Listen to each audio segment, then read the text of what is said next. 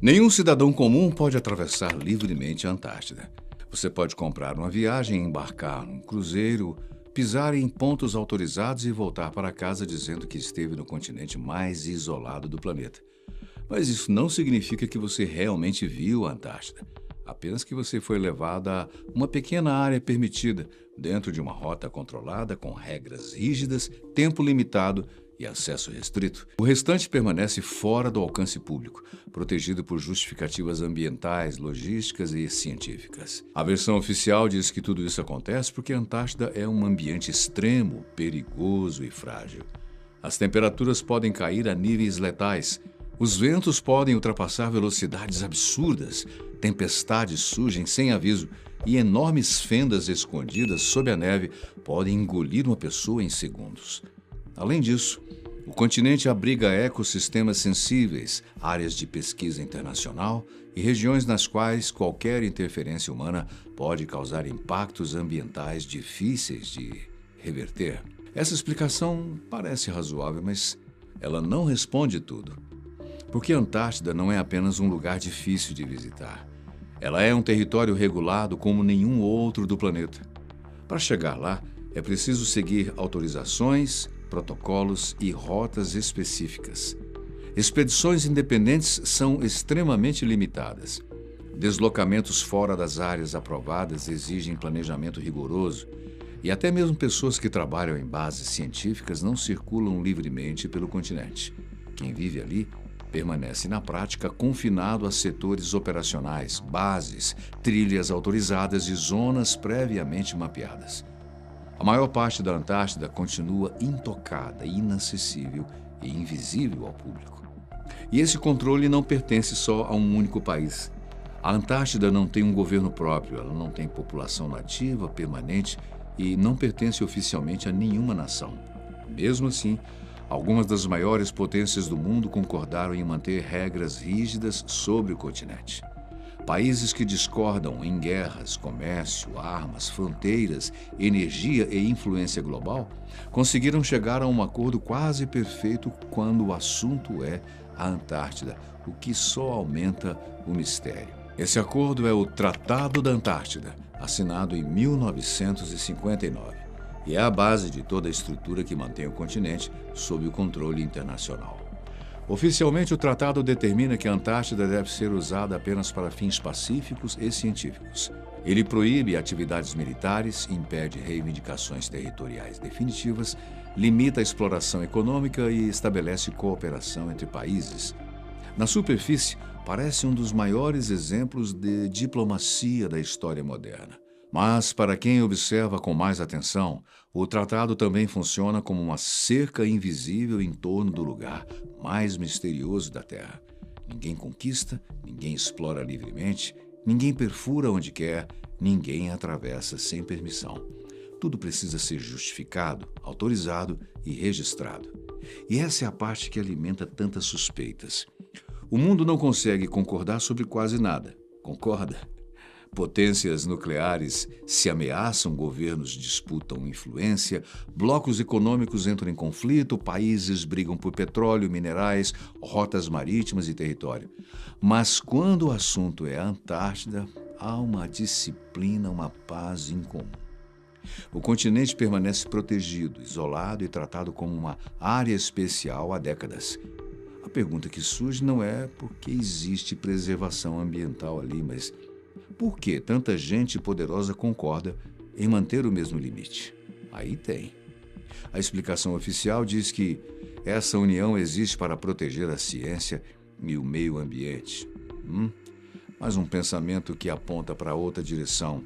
O tratado não teria sido criado apenas para preservar o continente, mas também para impedir que pessoas comuns, empresas independentes e exploradores sem vínculo institucional chegassem a áreas onde algo muito maior havia sido encontrado. A Antártida seria protegida não pela fragilidade do continente, mas pelo seu conteúdo escondido sob ele. Quando pessoas comuns começaram a observar imagens de satélite da Antártida, as teorias deixaram de girar apenas em torno do tratado e passaram a falar sobre encobrimento. Durante anos, Usuários perceberam áreas borradas, trechos com resolução inconsistente, cortes estranhos no terreno e regiões que pareciam apagadas nas imagens públicas. Em alguns pontos, o gelo parecia normal. Em outros, surgiam falhas geométricas e estruturas difíceis de explicar apenas como erro de imagem, entende? A resposta oficial sempre foi simples. São condições climáticas extremas, baixa incidência de luz, falhas de satélite e limitações técnicas na captura de imagens em regiões polares. O problema é que essas justificativas começaram a soar frágeis quando comparadas ao restante da tecnologia atualmente disponível. Satélites conseguem registrar cidades inteiras com uma resolução absurda, identificar veículos em movimento, monitorar florestas em tempo real e produzir mapas extremamente detalhados de praticamente qualquer lugar do planeta. Ainda assim, partes da Antártida continuavam aparecendo como manchas desfocadas e áreas reconstruídas digitalmente. Foi aí que começaram as análises obsessivas feitas por usuários da internet. Pessoas passaram horas examinando imagens do Google Earth, ampliando regiões isoladas, comparando capturas antigas e procurando padrões escondidos sob o gelo. E quanto mais essas buscas aumentavam, mais descobertas estranhas surgiam. Algumas imagens mostravam formações triangulares quase perfeitas emergindo da neve. Outras revelavam entradas escuras em montanhas congeladas, como enormes túneis ou cavernas ocultas sob o continente. As chamadas pirâmides da Antártida rapidamente se tornaram uma das teorias mais populares sobre o continente.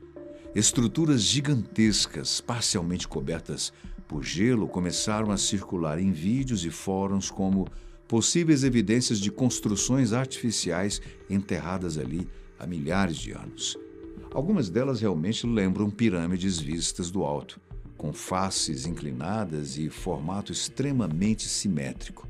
A explicação oficial afirma que essas estruturas são apenas montanhas, conhecidas como nunataks, picos rochosos que atravessam a camada de gelo e podem assumir formas geométricas devido à erosão natural. Mas essa resposta nunca encerrou a discussão, porque o ponto central das teorias não está apenas no formato das estruturas, está na pergunta que vem logo depois.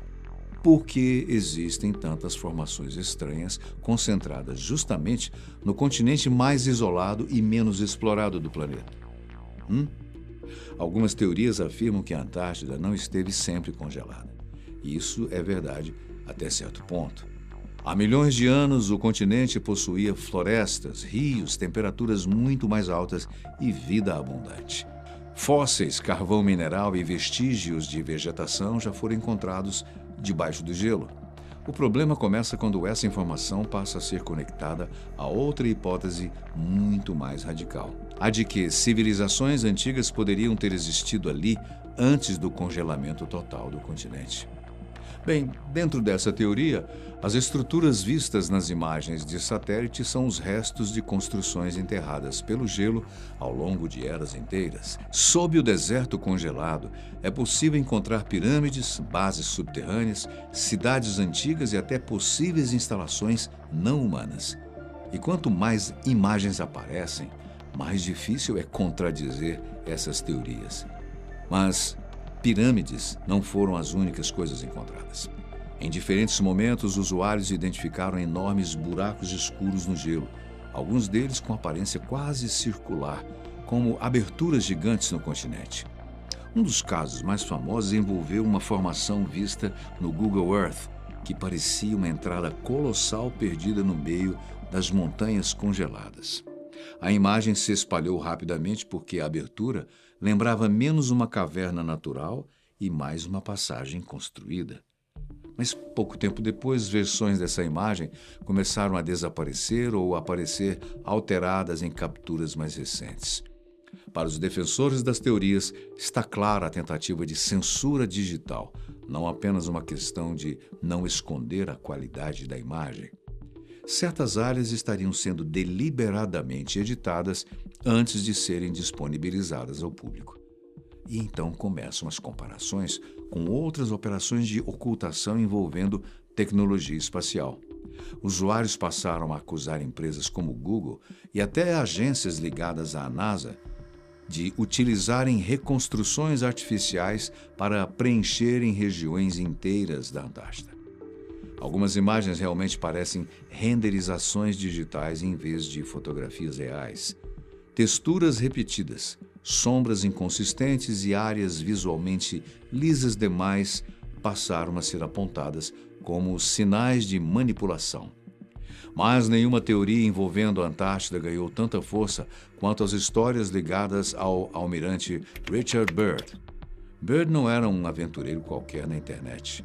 Ele foi um dos militares mais respeitados da história dos Estados Unidos, pioneiro da aviação polar, explorador do Ártico e da Antártida, e uma figura central nas maiores expedições realizadas no continente durante o século XX.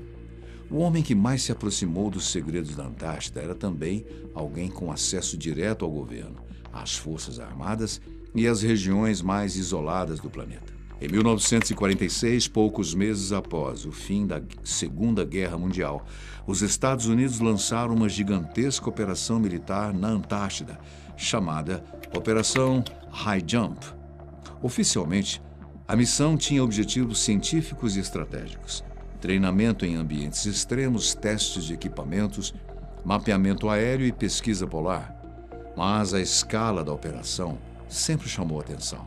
Foram enviados milhares de militares, navios de guerra, submarinos e aeronaves, além de uma estrutura incompatível com uma simples expedição científica. A justificativa oficial dizia que os Estados Unidos queriam preparar tropas para possíveis conflitos em regiões congeladas durante a Guerra Fria. Mas há um detalhe estranho nisso tudo. Pensa comigo. A operação deveria durar muitos meses, mas foi encerrada antes do previsto. Pouco tempo depois, começaram a surgir rumores de que a equipe teria encontrado algo inesperado sob o gelo antártico. Algo grande o suficiente para interromper a missão. Foi então que o nome de Richard Byrd passou a estar associado às teorias mais extremas sobre o continente. Relatos começaram a circular afirmando que durante um dos voos sobre a Antártida, Byrd teria atravessado uma região em que os seus instrumentos enlouqueceram completamente. As bússolas giravam sem controle, os sistemas falhavam e o ambiente abaixo dele deixou de parecer um deserto congelado. Segundo o diário atribuído ao almirante, o gelo simplesmente desapareceu. No lugar dele, surgiu uma paisagem que não pertencia àquele lugar. Montanhas sem neve, rios correndo livremente, vegetação extensa e temperaturas positivas em pleno interior da Antártida. Uau! O texto descreve um ambiente verde escondido sob o continente, iluminado por uma luz estranha que não parecia vir do sol. E então veio a parte que transformou a história de Byrd numa das maiores conspirações modernas. Durante o voo, ele teria observado enormes animais caminhando pela vegetação abaixo da sua aeronave. Não eram elefantes comuns. O diário descreve criaturas semelhantes a mamutes, animais que oficialmente teriam desaparecido há milhares de anos. O registro afirma que Byrd ordenou a redução da altitude para confirmar aquilo que ele via. E quanto mais se aproximava, mais percebia que aquilo não fazia o menor sentido na história conhecida da humanidade. Os relatos afirmam ainda que Byrd teria atravessado uma espécie de abertura no interior da Terra. Não um buraco gigantesco visível na superfície, mas uma região de transição escondida sob a Antártida, que leva a um mundo interno completamente isolado da civilização humana. Dentro dessa teoria, o planeta não possuiria apenas um núcleo sólido e inabitável. Existiriam enormes cavidades internas capazes de sustentar ecossistemas inteiros, oceanos subterrâneos e até formas avançadas de vida. Algumas versões do relato descrevem estruturas gigantescas escondidas sob o continente. Outras falam de seres tecnologicamente avançados vivendo dentro da Terra, muito mais antigos do que qualquer civilização humana conhecida. Richard Byrd realmente deu entrevistas públicas falando sobre a importância estratégica da Antártida pouco antes de morrer. Numa delas, mencionou que o continente representava uma região crucial para o futuro da humanidade e comentou sobre os recursos naturais escondidos sob o gelo. Para muita gente, aquilo foi apenas uma análise militar. Para outros, Byrd tentava alertar discretamente de que havia descoberto algo muito maior. Pouco tempo depois, em 1957, Byrd morreu. 2 anos mais tarde, o Tratado da Antártida foi oficialmente assinado pelas grandes potências mundiais. A partir daí, a Antártida passou a ser vista de outra forma. E quanto mais essas histórias circulavam, mais teorias começavam a surgir em torno da Antártida. De acordo com as teorias, além de uma terra oca, o continente esconderia operações inteiras que operariam fora da vista pública. Bases subterrâneas, laboratórios secretos, tecnologia desconhecida e até programas militares conduzidos em regiões onde praticamente ninguém consegue chegar sem autorização internacional.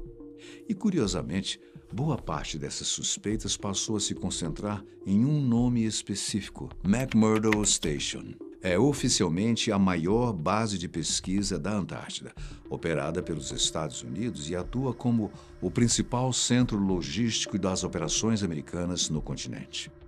À primeira vista, parece apenas uma instalação científica isolada no meio do gelo.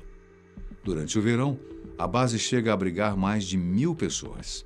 No inverno, quando boa parte da Antártida mergulha em meses de escuridão e temperaturas extremas, apenas algumas centenas de pessoas permanecem ali. A versão oficial afirma que tudo em McMurdo existe para apoiar pesquisas científicas. Estudos climáticos, observação espacial, análises geológicas, monitoramento atmosférico e testes em ambientes extremos fazem parte da rotina da base. O problema é que, olhando de fora, McMurdo parece muito maior e mais complexa do que uma simples estação científica precisaria ser. A infraestrutura lembra mais uma pequena cidade militar isolada do que um centro acadêmico perdido no fim do planeta.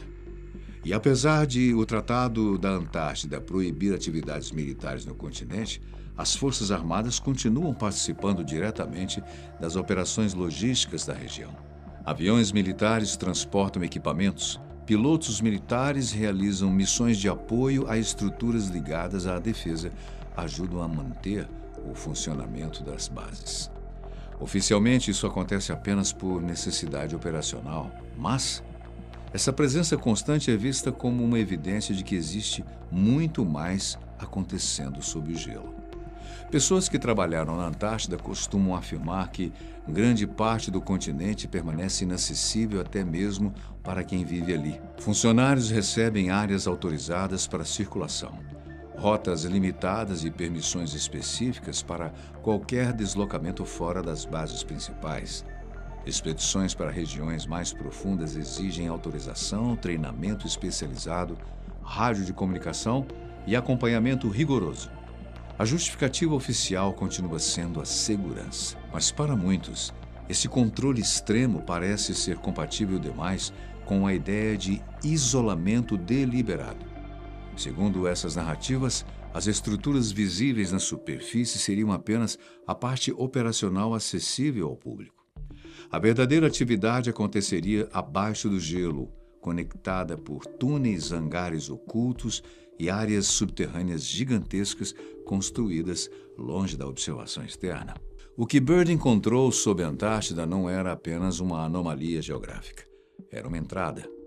As regiões vistas durante os seus voos faziam parte de um sistema subterrâneo gigantesco, escondido sob o continente e isolado do restante do planeta por quilômetros de gelo. O continente antártico funciona como uma tampa natural para esse mundo subterrâneo, mantendo-o fora do alcance da humanidade moderna há séculos. E é justamente por isso que a Antártida se tornou uma área internacionalmente controlada poucos anos depois da Operação High Jump. Os governos descobriram que certas regiões do continente têm acesso natural a estruturas abaixo da crosta terrestre. Não cavernas comuns, mas áreas geotermicamente aquecidas, grandes o suficiente para sustentar ecossistemas inteiros longe da superfície congelada.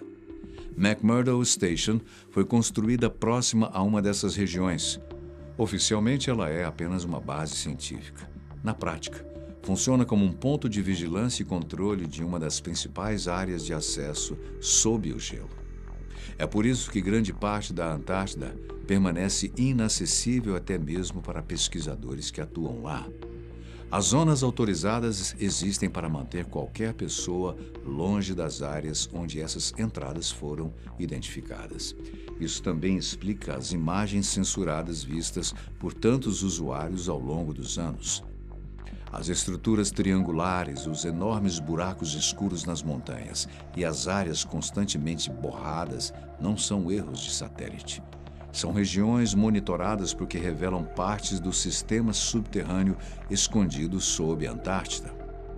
E toda vez que imagens muito claras dessas áreas começam a circular, elas desaparecem ou são substituídas. A verdadeira função do Tratado da Antártida nunca foi apenas proteger a pesquisa científica. O tratado existe para impedir a exploração independente do continente. Porque se as pessoas comuns começassem a atravessar livremente regiões profundas da Antártida, cedo ou tarde encontrariam evidências de que o planeta não é exatamente como nos foi ensinado. A Antártida continua fechada, monitorada e controlada pelas maiores potências do planeta. Oficialmente, tudo isso acontece por questões ambientais e de segurança. Mas depois de décadas de expedições militares, imagens censuradas e restrições internacionais tão incomuns, muita gente passou a acreditar que o verdadeiro objetivo nunca foi proteger o gelo. Foi para garantir que ninguém descobrisse o que há abaixo dele. O que você acha? Conta pra gente as suas impressões sobre essa matéria, sobre o que você sabe sobre isso, sobre as suas suspeitas. E muito obrigado pela sua companhia especial. A gente se vê num próximo vídeo.